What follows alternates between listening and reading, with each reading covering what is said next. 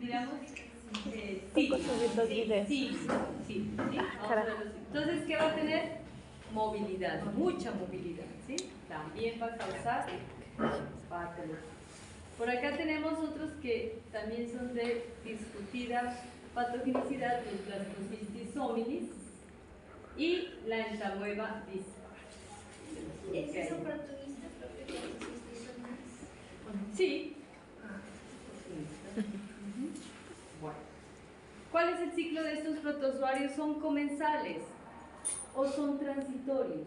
Puede ser que ingresaron de alguna forma, ¿sí? En agua contaminada con materia fecal de personas que hayan padecido esta infección o en algún alimento simplemente, ¿sí?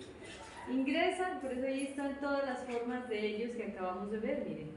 Cualquiera de ellos ingresa y pasa. Y está. Vuelven a madurar allá afuera en forma de trofozoitos y vuelven a hacer así, hasta infectar a otra persona. ¿Listo? Pero depende del sistema inmunológico de la persona. ¿Listo? Bueno, los parásitos oportunistas. Tenemos los Cryptosporidium, ¿sí? Las ciclosporas y las cistoisosporas. Bueno, en personas inmunocompetentes suelen ser asintomáticas o autolimitadas. En inmunosuprimidos son patológicos, principalmente la criptosporidiosis. Esa es de las que de pronto más se pudieran llegar a encontrar de estos. Es un parásito intracelular, muy importante ese dato. La transmisión, agua o alimentos contaminados con las formas infectantes de estos parásitos, o puede ser una transmisión de persona a persona. ¿Por qué? Porque hay muchas relaciones últimamente oro-anales, oro-genitales. Entonces ahí es el paso. No necesariamente consumió algo, pero ahí en este contacto de persona a persona, pues se puede presentar este paso, ¿sí? De este no sé qué tanto hablaron del Cryptosporidium. No. ¿Sí? ¿Lo abordaron bien? No. Lo vamos a revisar y aquí queda bien clarito. Yo dije lo íbamos a borrar. No. Entonces, no, porque es muy importante porque se pueden encontrar, porque hay pacientes inmunocomprometidos y los pacientes con VIH en la fase de SIDA que van a llegar con esta infección. Entonces es importante que ustedes lo conozcan, ¿sí? Entonces, el ciclo sexual va a tener dos ciclos, el asexual y el sexual, ¿sí? Aquí abajo lo tenemos, ya se los expliqué muy bien acá arriba y aquí está el dibujito. El ciclo asexual, entonces los ooquistes, vamos a empezar acá, miren, en los ooquistes se liberan, bueno, estos van a ser los ingeridos por el hospedador o la persona que se va a contaminar, ¿sí? Y en él, dentro de él, se van a desenquistar. Entonces mírenlo aquí como se quita la pared y va a salir solo el esporozoito, mírenlo este de aquí. Entonces el esporozoito, ¿qué está haciendo aquí? Está invadiendo las células del intestino, ¿sí? Es bien gráfico esto. Y en ocasiones puede llegar a infectar sistema respiratorio. Entonces por eso es que es tan importante este parásito, ¿sí? En esos pacientitos inmunocomprometidos. Crecen y se van a transformar en trofozoitos. Aquí están. Se transforman en trofozoitos. El núcleo, mírenlo acá de aquí, o sea, esto va a pasar aquí dentro, pero miren qué es lo que está pasando ahí. Se está dividiendo muchas veces, ¿sí? Y se transforma, todo esto va a adoptar esta forma de esquizonte. Este esquizonte aquí dentro lo que va a tener es otra forma que se llaman los merozoitos, y esos merozoitos son liberados cuando se lesiona esta célula hospedadora y van a invadir nuevas células. ¿Listo? Entonces, ¿cuál es la forma infectiva de este Cryptosporidium en la fase o en el ciclo asexual? Van a ser estos, ¿sí? Los merozoitos. ¿Listo? Y entonces ahí, los merozoitos, veanlo aquí, Cada uno de estos va a infectar más células y vuelve a empezar el ciclo asexual, la fase asexual. Pero vamos a ver que también se presenta la otra partecita, el ciclo sexual. Estos, los últimos merozoitos, dice que quedaron, que ya no fueron a infectar células, entonces estos van a madurarse y se van a transformar en gametocitos. ¿Dónde está? Entonces, ¿cuáles son los gametocitos? Tienen que ser masculino y femenino. Los gametocitos masculinos se conocen como microgametocitos y los femeninos se llaman macrogametocitos. Estos dos, ¿qué pasa? Pues se fecundan, ¿sí? Y van a la célula hospedadora y el cigoto resultante se desarrolla y da lugar a los ooquistes, otra vez acá arriba, ¿sí? A los ooquistes y ya con eso. Entonces se da lugar a los ooquistes infectados. ¿Listo? ¿Les quedó claro? Ahí está súper bien explicado para que comprendan la gráfica.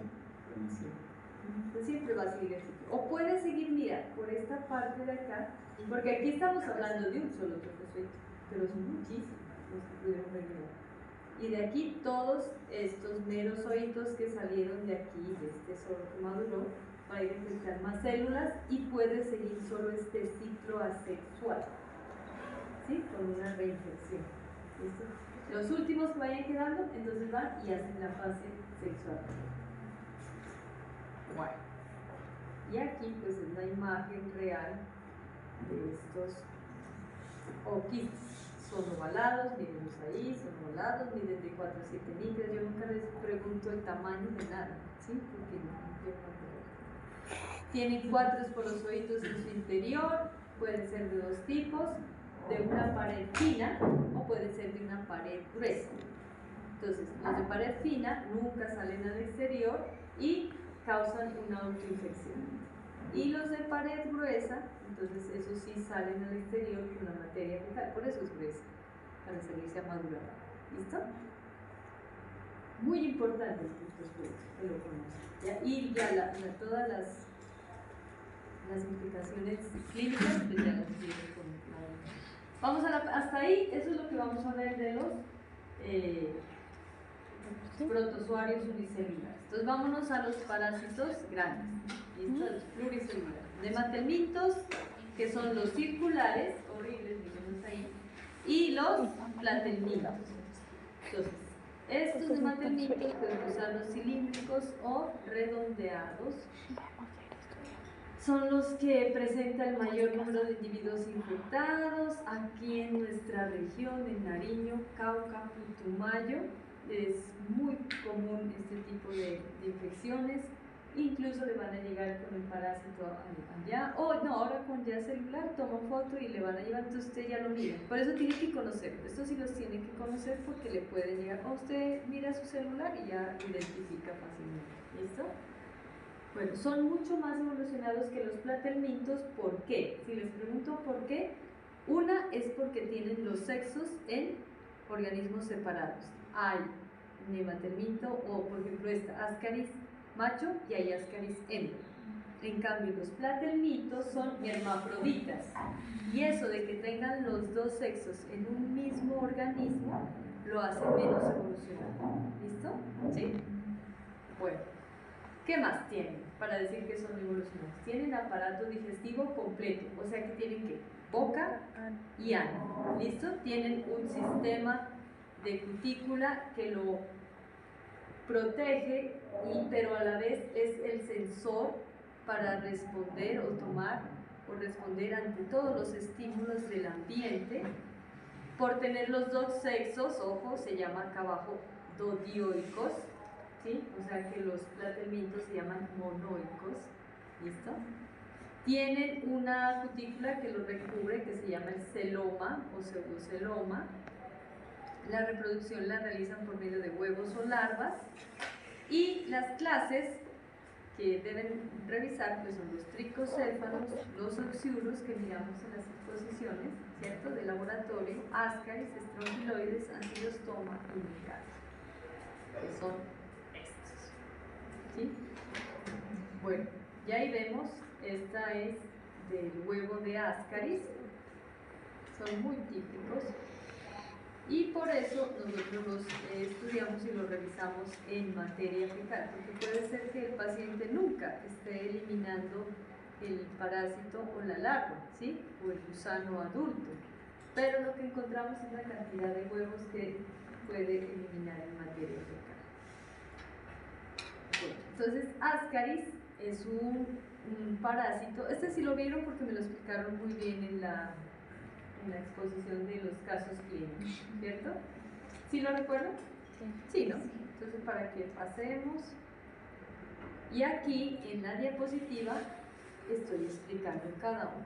Estoy mandando uno y el va dando. ¿Sí? Ojo con este, el síndrome del ojo. Sí. Él tiene que ir, la larva tiene que ir a pulmón. Ese es el ciclo, sí, míralo, aquí está. Bueno, entonces, ¿este dónde se va a desarrollar? Pues en varias etapas, no sé, Inmediatamente después del estómago. Duodeno. Ahí sí. hígado, ¿Ah? Por hígado no pasa, no pasa a pulmón. Y entonces en el pulmón necesita irse allá para madurar, para pasar de larva 1 a... De allá él tiene que pasar, ascender por ahí, por el árbol bronquial, mírelo, hasta acá, ojo con eso, y ahí es deglutido, por lo general en horas de la noche cuando la persona está acostada, en posición horizontal. Y vuelve, es deglutido y vuelve a bajar, porque ya es una larva más grande. Y entonces lo que va a encontrar es que, ay no, tosen mucho de noche y le huele el aliento a cebolla. Es por eso. Pues desde antes decían, tiene mal aliento, es la larva que está regresando y es eso. Y que tengan tos en la noche es muy indicativo. ¿Y cómo puede resistir? O sea, 2 veces el jugo gástrico. Por el celoma que lo protege, la cutícula. Por eso es un factor de resistencia de estos. ¿Sí? Pero él tiene que ir a pulmón. O sea, si no va, no se cumple el ciclo. ¿Sí? ¿Listo? Bueno, son deglutidos, pasan al intestino delgado, se desarrollan ahí, nuevamente, acá, los gusanos adultos. Tuvo que ir a hacer la vuelta, si no, no se transforma en gusano adulto. ¿Para qué? Para que las hembras empiecen a producir los huevos. Y los huevos son 200.000 huevos al día. ¿Sí? ¿Por qué necesitan eliminar tantos huevos? Porque lo que espera esta especie es que por lo menos uno vuelva a hacer el ciclo, vuelva a ser ingerido en alguna persona. Por eso es que producen muchísimos huevos. Y las tenias, muchos más todavía. Porque si ponen un huevo, se acabaría la especie. ¿Cierto? Entonces tienen que poner demasiados huevos y el organismo lo sabe. Bueno, esos huevos cuando salen al exterior, en la materia fecal, tienen que salir al exterior. ¿Por qué? Porque esos huevos allá afuera se fertilizan. Si la persona, ojo, ingiere huevos no fertilizados, no se desarrolla la parasitosis. O sea, ¿qué es fertilizado? Que allá adentro ya se esté desarrollando la larva. ¿Y cómo se va a fertilizar allá? Con unas condiciones que son humedad, calidez y tierra sombreada. Además es exigente. ¿Sí? Bajo esas 3 condiciones se fertiliza y ahí sí ya puede entonces ingresar, las larvas se eclosionan, porque si no va la larva que eclosiona nada, pues vuelve a salir la cáscara del huevo, ¿sí? Y allá las larvas se eclosionan, invaden la mucosa intestinal y pasan por vía circulatoria a los pulmones, Cristian, porque tienen que ir a los pulmones. ¿Listo? Entonces, las larvas maduran en los pulmones, mira, de 10 a 14 días, o sea, ya van a crecer un poquito, pues son minúsculos. Y de ahí sí vuelven por el árbol, y vuelve a tragar, el niño vuelve a nacer. sobre todo es como en niños más que eso. ¿Por qué? Porque consumen a veces hasta tierra, ¿sí? Sí, eso, ¿no? Porque sí, hay una fase en los niños que... Ah, no, y un caso clínico, ¿se acuerdan de una señora de 34 años que consumía tierra? ¿Quién fue el que expuso un tema de una chilena? Era, ¿no? Ah, el nuestro no era. Y Nuestro grupo comía no. tierra y eso tenía de todos los parásitos. Ah, sí, dirá. ¿Quién fue el grupo que expuso eso? ¿Se acuerdan que expusieron en El nuestro grupo de viernes, porque el laboratorio? jueves no. Ah, ¿los del jueves no fue? No. Los del viernes, una señora chilena que consumía tierra de 34 años, me parece, como de mi edad. ¿Por qué la consumo? ¿Ah? Porque Y ella tenía la necesidad de comer tierra. Entonces le respondió, ¿por qué consumía tierra? Le dijeron ellos. Porque hay gente loca. Bueno, ¿qué pasa en el pulmón? Entonces, se puede presentar el síndrome de Doppler, enfermedad en la cual los eosinófilos se acumulan en el tejido pulmonar en respuesta a la presencia del parásito. Este está súper explicado para que Porque es pregunta de parcial. no, yo es para que aprendan más que todo. Los parciales No, son sí, unas porque cosas que- estábamos viendo. Bueno, la uncinariosis entonces causa la anquilostomosis o uncinariosis intestinal. Tenemos dos especies, la familia del Decatur americanus, que se llama como el matador, causante de la anemia ferropénica grave tropical, y el ancylostoma duodenale, que es decir, de acá. ¿Sí? Vamos a encontrar. ¿Qué va a causar? Inflamación del duodeno. Entonces, los gusanos adultos miden 1 centímetro de largo, o sea, lo típico de este es esta sierra, ¿sí? La parte superior y acá abajo, ventral también, que hace que esos dientes quitinosos se aferren y no se desprendan por nada. Entonces van a causar ahí un trauma mecánico, ¿cierto? Y van a ser, ¿para qué lo hacen? Para consumir hierro. ¿Cómo van a ingresar? Van a ingresar las larvas, van a ingresar por piel, mírenla por ahí va a ingresar, ¿sí? Por fototactismo y timotropismo, porque se pegan a la piel y a objetos de temperatura de 37 grados Celsius, entonces ellos abren un huequito y empiezan. ¿Qué nos puede extraer? Pues no sé, ¿qué les dijo a ustedes la doctora? No, no hablaron de eso. La parte clínica tendrían que saberlo porque nosotros sabemos es identificar. Por eso la parte clínica va aparte porque hacen procedimientos. Ajá. Qué bueno. Pasan por los alveolos pulmonares causando hemorragias y exudados con síntomas respiratorios, claro, tos, expectoración, fiebre baja, no sé qué más les habrá dicho la doctora. De esto que me interesa es que sepan que en esta hay dos agentes. ¿Cuál es la que se presenta acá? ¿Sí? Y cuáles son las formas como ingresan al organismo. ¿Listo? Para los parásitos adultos, entonces la localización de los parásitos va a ser en el duodeno, causando inflamación, dolor epigástrico, náuseas, vómito. Rara vez causan diarrea.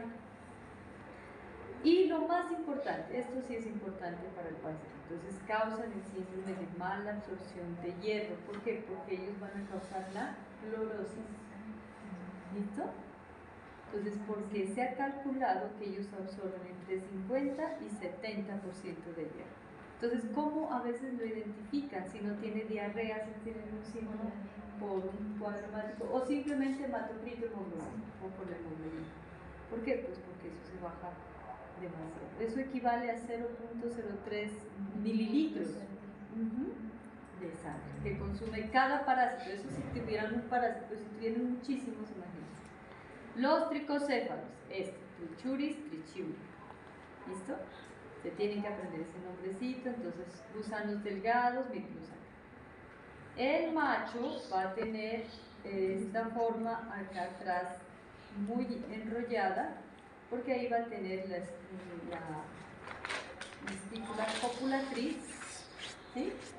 Y la hembra va a ser más lisa, ¿sí? O sin ondulaciones, pero va a ser mucho más larga. La hembra. El macho es más corto. ¿Qué más tiene? Tiene testículos, vean, vasos diferentes, glándulos seminales. Importante de este es, miren la forma de tonel o de balón de fútbol americano. Es muy bonito. Este, por lo general, acá en nuestra región, cuando tiene el paciente ascaris, suele tener mucho este. Entonces uno ya ve ascaris o encuentra este y entonces es a buscar, a hacer otro montaje para ver si están, porque por lo general están los dos. Entonces uno busca, vuelve a hacer otro montaje porque uno monta muy poquito de la materia fecal, ¿sí? Entonces para ver si tiene los dos, porque imagínense, se le puede tratar el uno, pero es mejor que le traten de una vez para los dos. Miren ese pobre bebé. Bueno, los más graves casos entonces van a tener dolores tipo abdominal, diarrea, con moco y sangre, ¿sí? Por la acción bioquímica. Prevalecen niños con desnutrición y deficiencias cognitivas, los niños que comen tierra, ¿sí? Traumatismo es causado por el estilete, ¿sí? La boca como se adhiere, edema, hemorragias petequiales, y se tiene registro de apendicitis como de la infección invasiva y obstructiva del apéndice. Los osciuros. Miren de diferentes los huevos. Es como una D. Un lado, este lado va a ser recto y el otro lado es curvo en este huevo. Y son así, bien transparentes. Así estén en Lugol o en solución salina, son bien transparentes. Y mire, ¿sí miran la larva? ¿La mira o no la mira? Mírela. ¿La ve? Ajá, está dobladita. Video 2. Enterobios vermiculares. Es muy pequeñito, de 5 a 10 milímetros. Piensen su regla y es así. Y es delgadito. O sea, parecen hilitos de algodón. Cuando usted hace hilitos de algodón. Porque puede ser de 5 a 10. O sea. Entonces, la rasquiña es lo que evidencia este parásito. Ajá. ¿Por qué la rasquiña? Porque la hembra pone los huevos, cantidad de huevos, ahorita vemos, y los coloca en horas de la madrugada, pero la hembra se sale hasta el ano a ponerlos. Y eso es lo que da la rasquiña. Entonces, ahí el ciclo. La persona se rasca porque da mucho escozor y los riega en la ropa de la pijama, en las sábanas. Cuando la persona va a tender la cama, ella se infecta, porque ellos ingresan por vía aérea o por la boca. ¿Sí? Y entonces la infección va a durar 2 meses. O sea, puede ser que no fue a tratamiento y se le quitó, porque puede pasar. ¿Sí? Bueno. Mírenlos ahí. Y entonces la mamá puede tomar el examen, que es coger la cinta, bueno, un bajalenguas, colocar la cinta invertida y lo coloca, abre y lo coloca y ahí se pegan los gusanitos y lo lleva al laboratorio, allá lo pegamos sobre el portaobjetos transparente y los miramos y ya. Entonces ahí uno ve que los huevos y el parásito. Entonces, listo. O usted puede revisar al paciente, le abre el ano y ahí saben estar ellos. Son hilitos de algodón, así, tal cual, ahí se los ve hasta grandes. Entonces, la migración de las hembras conduce al prurito anal nocturno y puede causar excoriaciones locales. Ojo con este detalle, no sé si se lo sabraría la doctora. Las niñas que tienen este parásito, el parásito migra ¿hacia dónde? Y eso es lo malo de tener la vagina tan cerca. Hacia la vagina, y es una de las causas de vulvovaginitis. ¿Sí lo vieron con la doctora? Sí. ¿Sí? Con la doctora Patricia o con la doctora Lice, yo creo, ¿no? Bueno, entonces, ¿dónde va a ser el prurito y la molestia? En la vagina. Entonces, pero hay que, si tiene una vulvovaginitis que no saben cuál es la causa, piensen en este, por favor, para que manden a hacer el test de Graham, se llama el examen, y poder evidenciar. O preguntarle, ¿no tiene de pronto rasquilla un poquito o algo? Puede ser eso.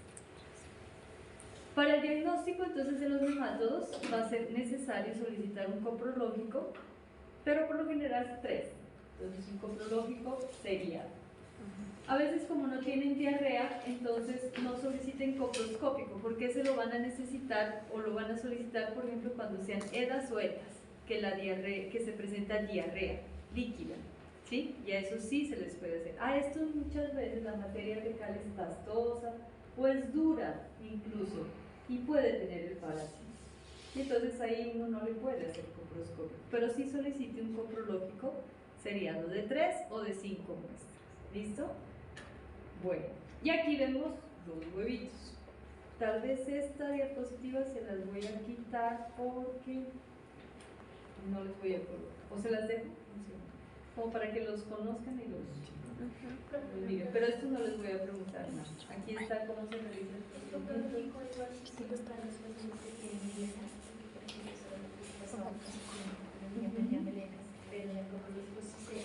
Se va a ir y ya usted sabe, entonces ya no necesita sangre oculta porque ya la Será yo que sí, a menos que sea diarrea, entonces ahí sí. Y veamos lo último, los platelmitos. Entonces los platelmitos son gusanos planos, ¿listo? Con cuerpo en forma de cinta y cada porcioncita de estas se puede arrancar, se puede desprender, ¿sí? Y se llaman proglótides. Entonces de pronto el paciente o la mamá del niño que esté eliminando esto le va a reportar que está haciendo pequeños trocitos de cinta, ¿sí? Blancos o de color arena, o de color beige. Entonces tómale la foto y es una proglótide. Entonces trate en contra de este tipo de parásitos. Carecen de aparato circulatorio y digestivo, por eso son menos afortunados. ¿Sí? Absorben cómo se alimentan a través de la piel. La reproducción la hacen entre proglótides porque es un organismo, como ya les dije, hermafrodita. ¿Sí? No hay macho ni hembra, ya con uno solo que usted tenga 8 metros de parásito tiene, porque ahí está incluido el aparato reproductor masculino y femenino. Tienen un ciclo indirecto de 2 hospedadores, el definitivo y el intermediario, obligatorio. ¿Sí? No puede. Si falta uno, se rompería el ciclo y se acaba con el problema. Entonces, los huevos forman una larva en los tejidos del hospedador intermediario, por ejemplo, el cerdo, y en la tenia saginata pues va a ser el ganado vacuno. Estos van a tener el grandísimo problema de este escoles, que es la cabeza. Entonces la cabeza, mírenla, va a ser como la punta del alfiler, muy pequeñita, pero miren la estructura de este escoles. Van a tener unos ganchos, ¿sí? Toda una corona de ganchos, el rostelo, ¿sí? Y además tienen estas ventosas.